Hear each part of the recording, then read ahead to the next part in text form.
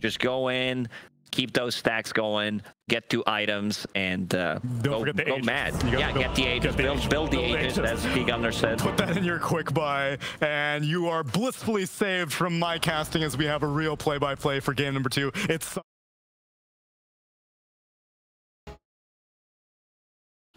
Hello. Tsunami, you did a great job, buddy. You gave me a nice 1-game break. I was expecting to do every game today, but you gave me just that little bit of rest. Do you have all the energy back? What's that? You have all the energy back now?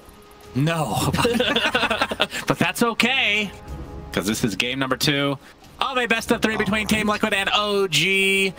And of course, this one not as high stakes as the earlier games that we have cast, but this is just for the second, third place seeding for the DPC, which is just a few different points and a few dollars, which I don't think either team cares too much about. But the pride, that is very important, especially considering Liquid have now won 3 in a row against OG, and none of the games have really looked that close. No. You look here at the chat, OG and Liquid are actually organizing what they're going to be doing at the major already. They're going to go for ice cream. That's quite awesome. Good, good. But no, yeah, very much. I think Liquid right now, they're playing just to lock in additional DPC points. We mentioned it on the panel already. They're sitting at, I think, around 790 or something. So trying to get to that 1,000 point threshold gives you kind of more insurance of getting to TI. Again, it's not a full lock. There's a lot of other teams that can still do really well at the major and push that points even higher. But OG, on the other hand, they've already got like 1,300, 1,200, so they're sitting a little bit more comfortably and not so needing of these points as Liquid. And as well, Pride, OG. Yeah, Pride is still the biggest. Yeah, I don't think OG at any point wants to lose 4 games in a row to a team, especially when the first 3 games that they lost were, I think, draft outplays in regards to just punishing certain players and not allowing them to really enter the game. So you think, based on, even though you already just talked about this, since you are also a panelist today, it's been I've been only a caster today, surprisingly. You know, 1 job for me, thankfully. But just looking at the lineups, then, do you think they're going to be able to accomplish that same thing, or should this be a little bit more of a competitive game? I'd like to think this is a more competitive game, just because you have Zeus and Lifestealer against the likes of Tiny and Bristle. Lifestealer naturally fares well against these strength boys. Zeus always does an abundance of damage. And you have the follow-up of, I think, Mars he gets to play a hero he's very comfortable in. And he's just had a shaky 3 games in the last, series in this. Yeah, Boxy is dead. Oh. By the way, he didn't skill anything that whole time. Christ. At all. That arc lightning down to death. I don't know. I'm trying to think back, and again, my memory is not great these days, but I don't know if I've ever seen somebody get first blooded who doesn't take a skill at any point. That is strange, especially when they're man fighting. I could see it when you're like running away, like in the river in the rune situation, but that is weird. That's got to be a first scenario where when you first level tree dance, there's the moment where obviously you haven't taken damage, so you can instantly use it. So there was a scenario where Boxy could have quickly level tree dance, sprung away, but he didn't make that play in the instance and gave away first blood to Tiger. Now he has Jingu, which is going to be very surprising. As Tiger's like, wait, why didn't he have this before? Already 3 stacks onto Tiger, but he has some good distance away from Boxy. But I mean, this is the beauty of the position for Monkey King, especially against any melee heroes. Yeah, and I like the fact that Liquid, they put the Keeper Light in the offlane role with the Bristle. So you're applying pressure. Keeper Light is 5. You kind of grief the safe lane because you're non-stop pushing the lane in. You're giving a lot of XP to the offlaner. Meanwhile, your enemy safe lane will be quite aggressive as well. So I think people like, you put it into the offlane, you allow this carry Bristle to farm here, and then you're kind of naturally putting a little bit more chip damage onto this Lifestealer, be it through the Quills early on, plus the Illuminate. Again, Lifestealer is a hero that he prefers playing these matchups later into the game. Early on, of course, probably one of the weaker laners, especially under that magical spam. It's not great. And like you said, the spam coming out from the Quill Spray Chakra Magic is a pretty dirty combo. I mean, that's an old school combo from very far back. As we're gonna see the Heavenly Jump, get some extra space for Taiga in this top lane, or the bottom lane. But Lifestealer as a hero this game, and we've had a lot of discussions about him. It's Boxy looking to get the Jingo stacks up. He's gonna be successful, but he's gonna get pinned to a tree and brought down. That feels really bad for Boxy. That's 0-2 now. Specifically just for him, as each respective member of OG in that bot lane now each have a kill. Tiger doing an exceptional job just keeping the distance and also using the Heavenly Jump to disengage from the cookie. If he ever gets hit by a cookie, plus then maybe a Jingo or Boundless, it could be a different story. But yeah, the position for Zeus.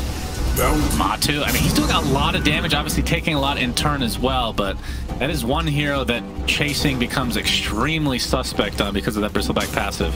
But back to the Lifestealer hero in this specific game. Does this feel like a good Lifestealer game to you? He has one, I guess if Amar gets a blink, he'll have 2 vehicles for a potential Lifestealer bomb. And aside from that, what else are we looking at? Kind of feels like a phase Armlet Deso into then potentially Aghanim Scepter. Yep. Yeah, totally agree. Oh, please don't. No, I'd say like a just AC or something armor based, because there will be this immense physical damage from Tiny and Bristle down the line. You could also argue being a bit more sacrificial and leaning on your team's damage could allow him to go for like a halberd option. But I think if you buy that item and you're not crushing the game, you're going to regret it 10 minutes down the line when you wish it was like a bigger ticket item. But he has a couple options this game. It just depends on how well the Void Spirits game's going, how good the Zeus game, can he lean on his team, or does he need to be the real carry in the game? Right, and the question is he going to be able to stay in this lane? As Boxy again will drop, in all likelihood, gets on the balance strike, trying to deny himself the creeps, but Amar gets credit for his 2nd kill of the game. So much better start this time around for OG as Matu. He's getting quite low. It's going to talk about the fact that he's getting close to his Vanguard, but he's going to drop before picking it up. Still a little bit away as Illuminate not quite enough, as Misha will walk away from this very annoying spam coming out from Insania. Doesn't help when the Bristle goes down, he looks towards the other lanes. Avatos, Boundless Strike, but get the Resonant Pulse off for a little physical damage reduction here. And dissimulates away for BZM. I don't think it's how you want to have your lanes from Liquid, that's for sure. Boxy level 2, he's not in 3. He's not really been able to do much bottom, but again, that's because Mars Zeus is a very potent lane. Like when you think about old Mars lineups, it'd be like Mars Willow, Mars Phoenix. You pick supports to really punish in the lane, and Monkey King isn't. Like, it needs to be aggressive. You're not this like sustaining, assisting style of support. You want to be in the middle of the lane, so. It's under attack. Now we're going to see the jump onto Amar. Cookie is going to connect this time, as Boxy doing a nice job of positioning away, but the spear will find him in the end. So this aggression will also come to an end. Try to be close. And Matu, instead of trying to finish off that Vanguard, ends up getting those boots instead. A rare moment, Tiger salved Amar.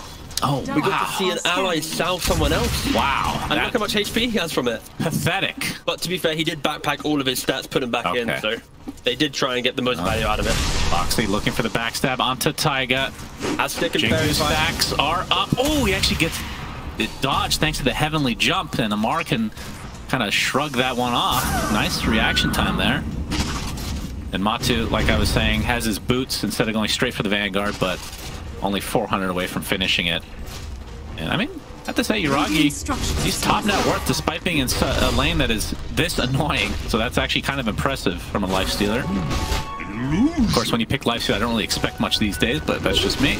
I mean, he's chilling. Like, we mentioned how aggressive Coddle Bristleback can be, but over time, you know, after he just chills. He gets 2 points in his feast, keeps stay clicking. I think he's only under immense pressure, like pre-6, and also if Coddle and Bristle really want to dive in, where you have the lane, you start getting a bit more under tab, but they've never made that aggressive play, so it has just been more of like a balance of farm between the two of them. Right. And now Lifestealer, he's going to be very happy to be in this lane. Can't really get pushed out too much. Yeah, but good turn aside onto Matu, trying to get his back in that area, but Yuragi and company able to take out Matu again. We're going to see the first arena of the game from Amar. It's off the rebuke. And Zai, he's not going to die from this, but at the very least, OG stays alive as well. But 2 deaths for Matu now. I thought he was going to have a pretty free lane considering the combo that he has with the Coddle. In essence, you'd okay. We got kisses. Yeah, Amar doing a nice job at juking most of that. Has to go back into the lava though, as Boxy are going to get those stacks of Jingu up. Rebuke onto Zai, but they should be able to finish him off here, as they want Zai to get that last hit. As now we have Vanguard onto Matu, so pretty late considering how close he was originally to getting that. Yeah, I mean, the 2 deaths they have lane really helped the Lifestealer just start dominating lane. He gets caught out. Ice Path connects. Illuminate is coming in from the side with the Avatos. That is enough to delete Misha, and the pick pull being used. Or Mr. Mickey trying to get this 8-minute room, but you can see Taiga picks it up. Oh, the avalanche! Yes, toss. And oh, not quite in range to get the toss off though. So they're gonna have to reset, and Mickey will just have to be back, or be happy to be back in that mid lane. Yeah, Mickey, he's the one who has to make all these moves. Your Bristle's dying in the side lane. Your bot lane hasn't really been too successful in finding kills. Sure, they just killed Mars once, but that's not stunted his net worth. All right, you've watched a lot of Mars. How often does he go triple bracer? You know, now and again. To be fair, normally it's like 2 braces. The third bracer is like, I'm having fun. I'm gonna sit in my lane. Like triple bracer, phase boots. Sometimes. I feel like you sell this within 2 minutes because you're gonna find another item soon enough, right? Not actually 2 minutes. I mean, honestly, it's not too bad because he completes phase. He has 1 slot. That slot's gonna be a BKB or a blink. By the time that you have both of them, selling a bracer isn't gonna feel too bad, right? So it's all about the lanes. Want to be tanky. 8.4 region now. Built into his hero. He's gonna have a sweet old time.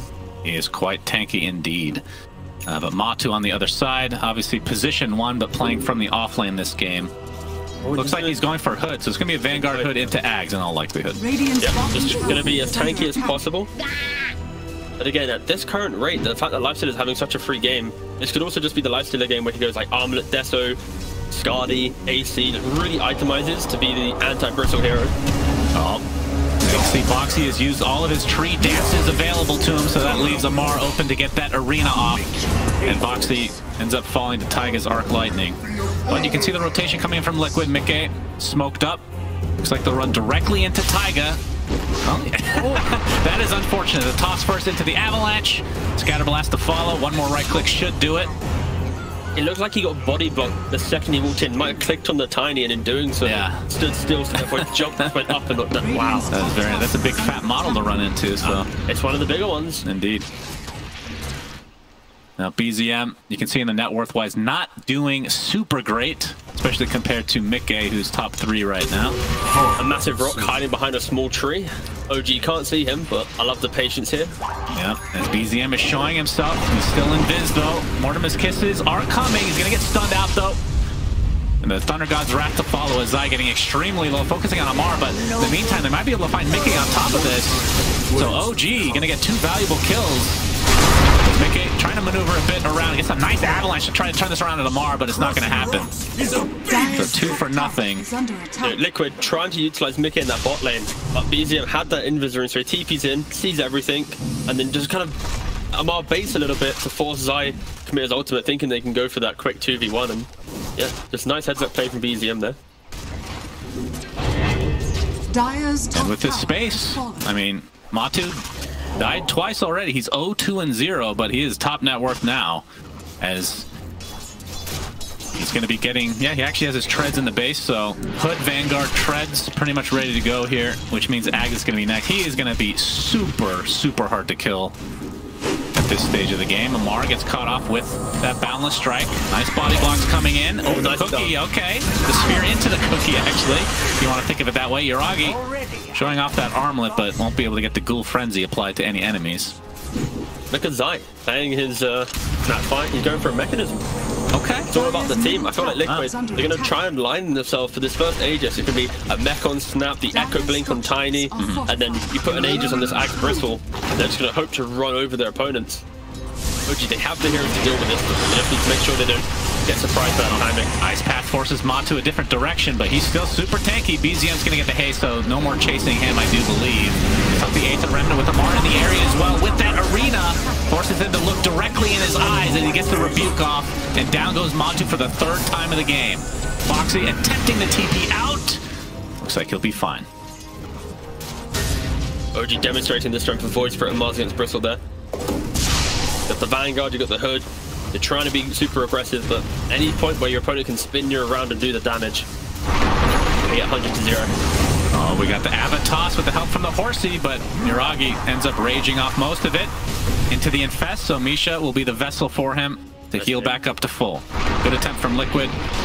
And based on how this game is feeling, I would say OG is doing quite well, but you can see the net worth is very even, which is a bit surprising. The kill lead going towards OG, but again, net worth somewhat favoring Liquid right now.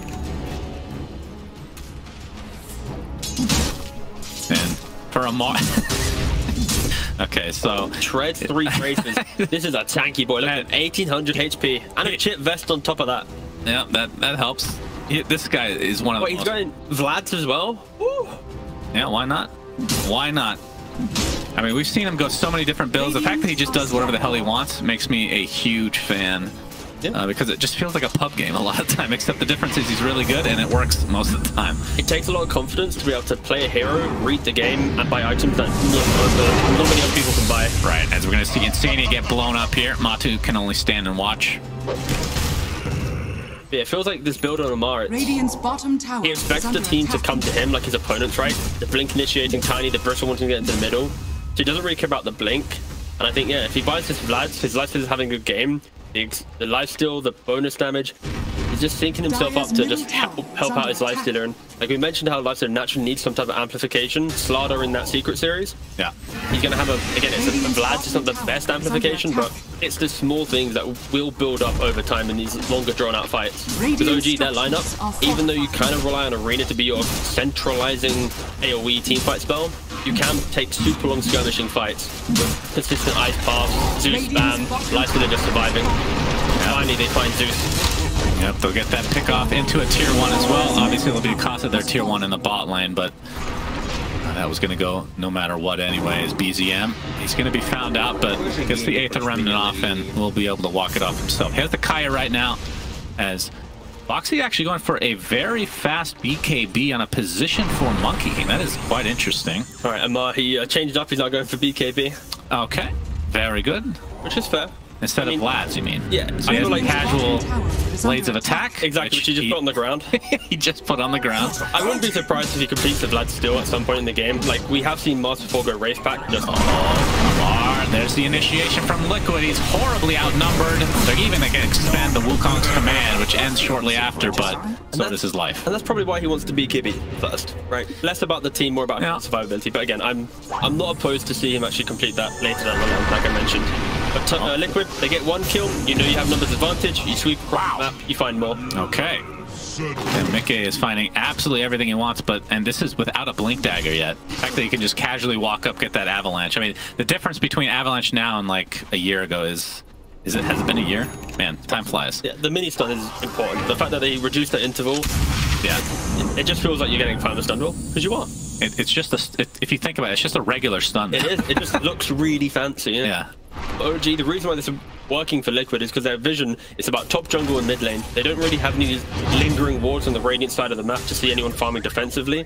So they don't have these super defensive wards across the entire width of their side of the map. And Zai, now that he has that mech, looks like he's going for the Aghanim Scepter. So he's going to be able to eat some allies and throw them into the fray, which obviously with a Bristle or a Tiny, that sounds quite synergistic indeed. Just imagine that team fight. Some gobble up Bristle into some nasal goo spam with some quills. Oh yeah. That's going to be obnoxious if the Bristle can lock onto the backlines. And Lifestealer, look at his itemization. He's got the sand, he's got the armlet. Now going for a shard for the open wounds. Oh, that's an early shard, okay. I like the idea just for the potential slow, right? Against Bristleback and these heroes that want to walk around the fight. But it's not showing you, this is Yuragi, he's going to be the carry killing everything right away. Okay, gets the Avatos onto Amar, who's already at super low HP, gets the arena off, but he's going to drop inside of it very shortly as the Aghanim Scepter now online for the Bristleback. Looks like Misha is going to be next on the list for Liquid. Straight away into Roshan after this, a perfect couple of pickoffs. Yeah. Amar not really tanky enough to deal with them. And when you kill heroes outside Roshan, yeah, free. There is potential to steal it. We've seen a couple today. They have Void Spirit, one of the better heroes at trying to do the steals, but only one astral step, sorry. And also because he's been revealed in mid lane, yeah, no way he can get over. So yeah, a free Aegis to Liquid at 17 minutes and 34 seconds. Looks to be a freebie, so Matu gets the Aegis. And another thing about the open wounds, which is a pretty big upgrade versus the old one, is the percentage-based damage that comes from it, which is obviously good against Tiny and Bristleback. But the problem is they're going to be able to dispel it relatively easily once they get BKBs. But we'll see how that works out as we see the replay here. Again, it's one of those things where some might argue you'd rather have your lifestealer scale into the game, like having a Skadi or something to just be existing in the fights, get a couple slaps here and there, but going for the open wound, it does feel more like the itemizing for post-Aegis fight. You're going to have just enough items on everyone to give it a good go. But the fact that Liquid had the free Aegis, have the complete map control, it feels like. Oh my god, he actually found it here. Yeah, eats the tree, so that's a 4-second stun, and the ice path to follow, so Boxy's super dead. I think there's a monkey here, huh? Got him. And again, going back to the open wounds, there is no BKB as Mickey jumps in and blows up Taiga. But we can see Mickey and Matu still with no BKB, so the open wounds is going to do pretty good work against them. But the problem is they are down 5k at this point. Mickey gets the Avatos. Not going to have much more lockdown, but he's pretty much out of Astral Steps. Has to walk it off the old-fashioned way, but that means Goo and Avalanche are there to take him out in tow. So 5k lead for Liquid with the Aegis still online for 3.5 minutes. They're going to get a tier 2. There's nothing to stop Liquid. OG, they kind of need a couple items in their cores. Yuragi able to rage that off and TP. And Liquid are looking very strong right now. And it's funny because I know this match doesn't really, I don't want to downplay it. It doesn't really mean that much for either team, really, in the end. I will correct you. Okay. It does mean a lot for Liquid. They're the team that's on the fringe of, like, I think, like 11th place. Like, any DPC points they can get. What's the extra DPC points they get? 100 points. 100, okay. And I think they'll be bumped up to 890 after this victory, if they win, of course.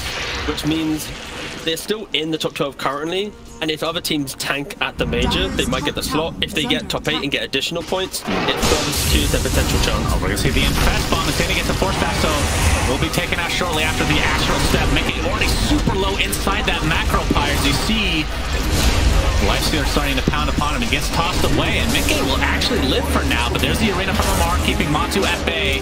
Has to spear him away as OG already lost 2. They're going against his Aegis, so they have to be careful, but there's the open wounds, but Foxy keeping his space, so Yuragi can't heal up to a high degree here, and he's going to get bursted down as a result. So 3 dead for OG, and you can see BZM now. He has a Dissimilate available. Astral Step up in 3 seconds. We'll see if that's enough to get him to his base. It looks like he will be fine. And Matu still with that Aegis, just unkillable. OG not even bother targeting him.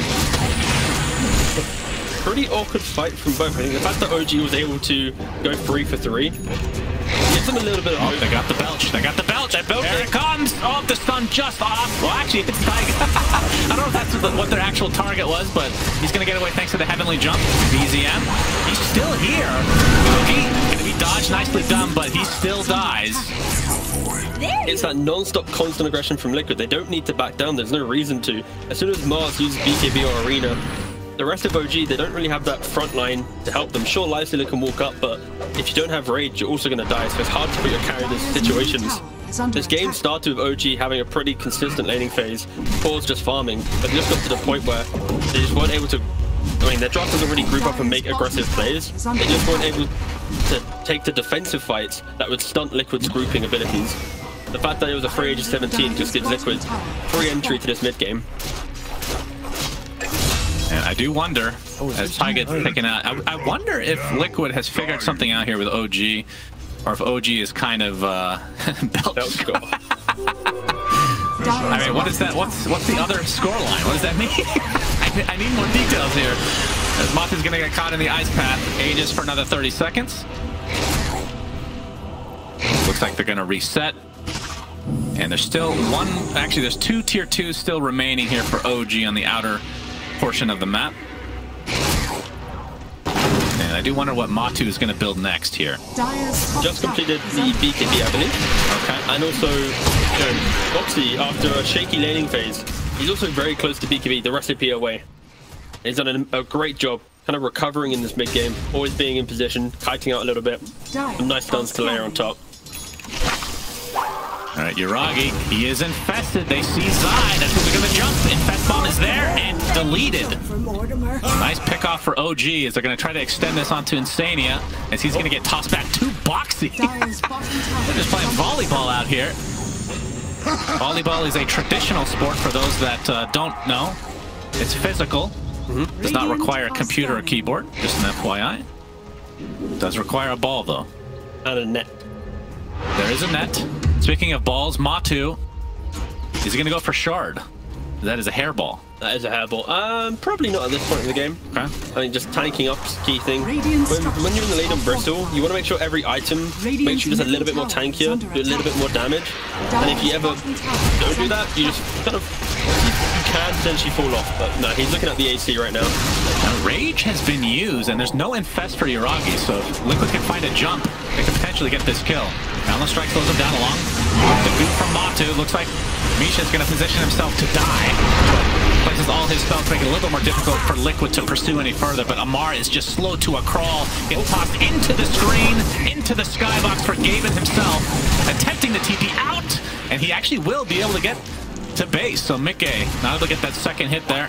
A little bit of miscommunication between the Tiny and the Snapfire. Tiny tossing him to Snap, gobbling up, using the Belch command onto the Tiny, so in doing so allowed Mars to get the BKB off and survive. So is the Belch score, is that when you gobble up, hit or miss? Yeah. Okay, it's just a hit or a miss, or does it lead to a kill? You literally called it a Belch. I did. No, I know. If he hits the stun, it counts as a Sunsfan Belch. Okay, so it's like we can think of soccer or football for the Europeans out there. Thank you. That's the net, right? You're getting it in the net. You mean a goal? The goal. The goal is to get it in the net. Yeah, and the goal of it is to get a goal, and the goal is the point. So yes. Currently... All right, hopefully the Belch score by the end of the game will be a little bit more exciting than a regular soccer game, because it's usually like 1-0. Yeah, no, yeah. It's just awful. Unless you're like, whatever, who cares? Continue with your... I don't know. Why don't you just give up? Just say what you want to say. That's fine. BKB up from Matu as a basher is now online for Yuragi. We'll see if that makes a difference here. They're going to try to get the jump onto Zai, knowing that the Belch is very powerful indeed, but Mickey's the one that they're going to set their sights on. Arena is placed, and it looks like Tiny's going to get thrown down if he's not careful. Trying to limp away, but he does drop in the end, but the Mortimer's Kiss is doing quite a bit of damage. Yuragi is stunned by the cookie, and Zai is taking out everybody along with Matu, and he gets belched on backwards. And that is a score for OG because the Belch missed. Yep, 1 for 2. Okay. Glad we're keeping score here. Of course, Liquid won that fight, so you could... I mean, it's kind of close, actually. I think you're overcomplicating it. Okay, fine. It's if it misses it. Yep, of course, soccer has ties, which is just an abomination to sports in general. Imagine if Dota had ties. Goodness gracious. We do. Best of 2. Yeah, the 2-game series don't really count, though. Because we're talking about individual games. You're not just deciding the rules. Yeah, but if there's a... Okay, in traditional sports, if you have a series, right, there's never a tie. At least to what my knowledge. I've never heard of that happening. In longer leagues, you're allowed ties. Yeah, but that's for individual games. Sure. It's a little different. That BZM. Go on top of the bristleback. They're going to get the burst damage. They're making him face him because of the Aether Remnant. Oh, he's going to get belched away. That's a point for Matu. Definite belch going his way. Zai will sacrifice his life. But the belch was successful. Congratulations to Liquid. They have 2 points now. Again, Liquid fumbling a little bit in this mid game. They're trying to be aggressive. And OG, after so much time being run at, they finally found the ability to group up and go themselves. They're utilizing the Mars, utilizing the Void Spirit. They're getting the Lifesteal into the middle of the fight to kind of kill off these heroes. Liquid, even though you got the 18,000 net worth Bristleback, they need to be careful. Okay, you need to explain the Ags to me from Tiny, because he doesn't have a Daedalus yet. Typically, you would see the Daedalus first, I would assume, right? No. No? This is how it is? This is normally how it is. I mean, you get the Echo Saber proc either way, but is this to clear waves from afar? Like, what's the deal? Pretty much. Clear waves from afar. You apply easy damage in these open jungle fights, and eventually you will scale into having a Daedalus for the additional damage, but okay, just because cheap wave clear and easy teamfight presence. And when you have heroes like Bristle and already in the middle of the fight, it's very easy for you to group up. Oh my god! One hit, BZM is so low. Oh my goodness, Mickey, he's gonna use that. Oh my god, the tree volley is enough. There it is. And BZM is dead. As you see Roshan getting involved as the belch will not connect as Mickey is now on the high ground, but Amar gets off his arena with the BKB activated, but Matu is gonna have no problem beating him down despite that passive get. Okay, he's actually gonna live for a little bit, but then dies shortly after. So double kill for Mickey as they're gonna find a random life stealer in the river. It's not where he belongs. And again, I feel like we've seen this before. 11 minutes ago, Liquid made the exact same play, killing off Amar outside the pit. They walk in the second time. Yep, and this will be Aegis and Shard, so we should see the hairball, I would assume. That could go to Mickey, I guess. Who's he giving it? Yep, off to Mickey. Okay. So permanent tree. Tree, yep. But when you tree toss, you're not throwing the tree that you have in your hand. You're just throwing other trees. Interesting. I mean, I never thought about the law side of it, but... Yeah, it's weird. It's weird. So Liquid in a commanding position to take 4 games in a row against OG. There was a brief moment where OG looked like they're getting themselves back into the game because they would be proactive, but again, they just fell a little bit victim to, do they have arena up? Do they have BKBs available? If you don't, I don't think OG could ever cross the river with confidence and find a quick kill. Yeah, just a moment of life, but once again, Liquid just, they reset, they find the key kills outside the pit, second Aegis, and the Zeus hasn't really been able to scale into the damage in this game. You've got Aetherlens for some distance, of Ghost Scepter just to survive the sheer amount of damage, but we're not seeing the Ags, the Refresher, these kind of bigger items that maybe Refresher, you know, 40 minutes, but mainly the Ags. You're blaming this whole game on Taiga, huh? I see how it is. Opium. It's in Tiger's name, to be fair. Zai's been drinking a lot of soda. You know what that means. Time to use that Gobble Up Belch ability. It's Bristle. He's going right up to Zai. He wants it. He wants it. There it is. There it is. Yuragi gonna want that raid, but here comes the initiation from Amar. A nice arena onto several heroes with a macro fire combo, and that's enough to burst down Mickey. Which means Matu and company might want to back up, but we'll see. There's no buyback onto Mickey at the moment. Play from BZM. They have no BKB on Matu. They kind of need to disengage. BZM, look at how much damage he's taking. That's a 3-shot so far. One more will finish him off. Boundless Strike evaded. Nice dissimulate. And BZM gonna be able to get out, but that was super close for him. Yeah. So Liquid gonna have to reset and just wait for this respawn timer from Mickey. The initiation from that fight, again, a little bit clunky from Liquid. You're talking about the belch and the gobble up and whatnot. Why am I calling it a belch? The gobble up. Oh my god.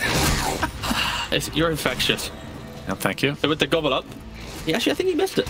I don't think they're able to perfectly layer onto that life stealer, which then set up for the infest, the turnaround and whatnot. And to be fair, that was like a half-court shot. That was a long one. The medium range ones are a little bit more manageable. That's like the mid range. Yep. And actually, it's surprising that the close range, which is would be considered in the paint like a dunk, is actually, it can be pretty difficult. It can. I mean, you got to eat the guy, throw him up, throw him down. Yep. Tiger's gonna be spotted up by Boxy.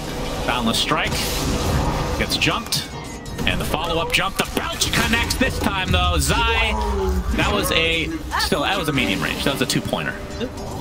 Could have been on the life steal earlier. He just honing his gobble up skills down. That's right. I mean, sometimes you got to warm up the arms a little bit. In this case, the throat, I guess, just by eating probably. A lot of soda consumption. And don't forget, it is quite late. The European teams, we often don't play at midnight, so that is true. That is a rare occurrence for the tiebreaker. But tiebreaker day, it's a long day. Everyone's in it for the long haul. Matu. He has Basher now. He's going to backpack his Vanguard as the Abyssal is not quite finished yet. Buildings will be chunked down with the 8 in the 500 right click. I like how the creep just denies itself there. Oh, Amar has an Aghanim Scepter. All right. Looking forward to seeing this. Yuragi, a little bit premature on the BK, to the Rage. Amar looking for an opening. They're going to get the Ice Path to start things out, but the back from Bristle is there. Still taking heavy damage. Still has that Aegis, obviously. And, oh, the Spirit Vessel with the magic damage from Zeus is just not enough. He still has about 100 HP. As you're seeing the Ags from Amar being used. What do you think of this Ags these days? Like, I remember when it was super broken at the beginning, but I don't know how to feel about it now. I feel like right now it's just, he's trying to be tanky, and you apply the bulwark, and also you apply slow when the soldier hits someone. So he's kind of like the Bristle walks in, you apply some additional slows, plus in the open wounds of Lifestealer. I think it just feels like a kiting mechanism. Right. Ooh, breaking the smoke is Boxy. Matu is just going to go right into the fight with the Ice Path. Going to stop him in his tracks right now, as you can see. And he now has a BKB. Taiga getting jumped. That is a... Oh my god! Boundless Strike into literally one shot by Matu. He has 10 Warpath stacks. That was, I assume, the 25 town. Alright, he took 1,191 damage in one hit. Well, Mika gets caught inside this arena. The Cookie's going to give him a little bit of space there. And he's actually going to treetop on top of Amar, and there comes the BKB Matu. They delete him like he has no items at all. And Taiga getting chased. Cookie is there, not even needed. So 2 dead with no buyback. And it's a 5v3 as the Aegis is now expired. But this is where the buildings will absolutely melt to Matu, who not only has all these stacks of Warpath, but the AC for the minus armor as well. And the Abyssal, so if Lifestealer ever wants to try and get up into Bristle's face, you can apply that Abyssal through BKB. I don't know how they can stop him right now. Yeah, well, he's going to use the open wounds to start, but the Cookie's going to keep him away. And Matu just casually going to go back in, and you can see the clean volley with the Boundless Strike. That is enough. And there's the belch. It is successful into the toss back. That's the reverse belch. I don't know what the hell that means, but that sounds disgusting. That's another kill going the way of Liquid. The Wukong's command now as Yuragi is going to have to rage and run away. And the toss back into the Wukong's command. But to dissimulate with that shard, allows him to create a little bit of distance between himself and Liquid. But 2 sets of racks now in favor of Liquid. And we can see that Amar is coming back in 10 seconds, so not going to take any chances here. And perhaps they just wait for the next Roche to try to get Megas, but we'll see. I think what we're learning from this moment, at least, look at that. 0%. Okay. I mean, remember when Bristle used to be played on on the Quills, Bloodstone, Octarine style? I missed that. They're literally just doing the entire time. Yeah. Yep, that doesn't really happen anymore, so that's pretty cool. But I think OG, this is going to be the Hail Mary smoke as they try and leave the base. Their lives had always been a little bit behind compared to Bristleback. But the smoke, broken by Boxy. He was on the tree line. They even used Zeus ult to see what was up, and after that, they identified Liquid's not even in the area. OG, 27k behind, trying to get something to go their way. But still can't because of the aggressive positioning of Boxy. Would you say every Liquid OG game, like the past 4, have been shellackings? Or would you say they ended up like being very inflated in net worth, but it actually wasn't that? Yeah, it was actually decently close. I'd say other than that Morphling game from BZM, I'd say that every game Liquid has controlled it the entire time. And it's been OG in an uphill battle. Like, OG's a team that's been all about the greed, all about the we will farm 3 lanes and then eventually just run you over. They've not been able to do that at any point. It feels like OG's playstyle has been completely removed in the series against Liquid. So yes, to your question, in the North American phrasing, it is technically a shellacking. It's not just North America, it's global now. Oh! Okay, the belt. Cool blinks. Good attempt. That was a Hail Mary, as we like to call it in the biz. But yeah, he's gonna pop his BKB. You can see the Mortimer's kisses. Are they gonna tag Taiga another time? They do, and that is enough. Down goes the Zeus for 50 seconds. And not that they really need it, but in 10 seconds we'll see when the next Roche is up. And with the chaos of this game, Insania, he went for a quick 4-star, but he's been able to complete the Hex. Team being super aggressive, of course, taking 2 sets of racks helps with your economy a little bit. Yeah, 2-14, got the Hex as well. Nice cast range on that. It's everyone on Liquid so farmed. Relatively long spawn on Roche. It's going to be started at 2 minutes there. As Boxy being recalled back to Insania. But we can see Zai, he has a blink. Does he not have shard on Zai? That's actually shocking. But look at his build though, he's very utility. He's playing on his team going in, and I don't think he needs to be in the middle of the fight, so it's honestly not the game where it's like, oh my god, he doesn't have shard, what's this? He's got a pipe and a grease and axe. Another backline spellcaster at this point. I think it's just weird to see the combo of blink and no shard, but maybe he goes for that next either way. Yeah, I mean, if this game goes another 20-30 minutes, for sure, he'll pick it up at some point. 20-30 minutes, yeah. Are you laughing at OG, though? No, of course not. I would never do such a thing. Good. I mean, they show up to majors. That's what they've proven. They win every major, so... Very true. Expecting the same in Arlington, just regardless of what this result is. Yeah, I just feel like, again, this is not about OG underperforming. It's more about Liquid overperforming in their prep to deal with OG, and I think no matter the result of this, it's going to put a little bit more pressure on OG to refine some of their form, or at least their approach to how they enter some of these drafts to unlock a Mar if he can't get one of the big 3 heroes that he plays. And we can see Liquid. Oh, that's going to connect a 2-shot, 3-shot with the Abyssal being used. And BZM is done. Could be for the entire match. We'll see how it goes. Taiga, cheeky little TP there. Okay, not going to get the proc. And we can see Roche is up in 14 seconds. Helps he had blast right there. Came in clutch to help the evasion. Yeah. And down mid they go. They're going to probably... I thought they were going to have a courier scout Roche, but maybe not going to bother here. Silver Edge is there for Yuragi. And Voice Break buyback is on cooldown, so they're very well aware of it. And know that he'll be up. He was looking for the break, but he gets tossed away as Matu kills another support. This time it's Taiga. Focusing a little bit on Amar. And see the tree volley come out, but the Wukong come in. That was a huge explosion in mid-air. The Infest Bomb looks hilarious, as it doesn't matter because GG's called. 31k lead at the end of this game as Liquid have shellacked OG 2-0, which means they get second place in the EU DPC, and OG get third. Very important. Again, we mentioned this at the very start of this game. It's less about OG. They're already sitting third place in DPC points, sitting at 1,340. But for Liquid, they're the ones who are on the fringe of not getting the invite. They're on 790 points. So even the additional 100 put them at 890. They get a top 8 at the major.